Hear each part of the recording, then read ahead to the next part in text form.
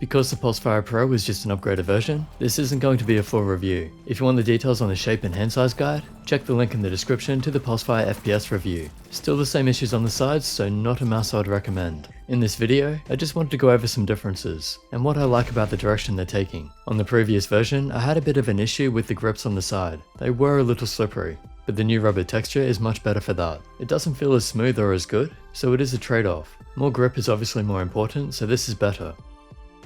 The cable is decent on both versions, but the new one feels smoother and a little more flexible too, so that's a good change. However, it's slightly heavier, and a lot of people are going for lighter mice these days, so I would have liked to see some weight reduction. It still seems like there's some latency on the clicks.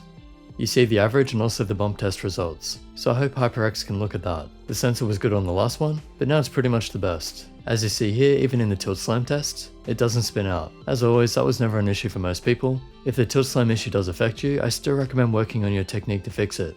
And lastly, the software. Simply enough, change colors with some effects. DPI goes from 100 to 16,000 in steps of 50, and you can set a color for each step, and then you've got your macro functionality and change what the buttons do here. I found it easy enough to use, not a bad layout, and it does have onboard memory to remember what your settings are. To conclude, it has some nice improvements, but this shape is holding it back. The sides really need to be altered. It would cost them a lot to change the mouse shape, but I actually wouldn't bother remaking this one. The Pulsefire Surge has a much better shape. If they could get that weight down, and maybe even made it bigger, I personally wouldn't make this mouse at all. The Surge is actually a really well designed mouse, really good shape on it. So a bigger version of that, and maybe even a smaller version, getting the weight down, and you'll see it go pretty high in the top 40. Either way, HyperX mice are looking very promising, so I'm looking forward to what they bring out in the future. Hope that helps. Use your links in the description if you want to help support the channel. Thanks to HyperX for sending this out for me to test. Subscribe, like and share this video, and I'll catch you in the next.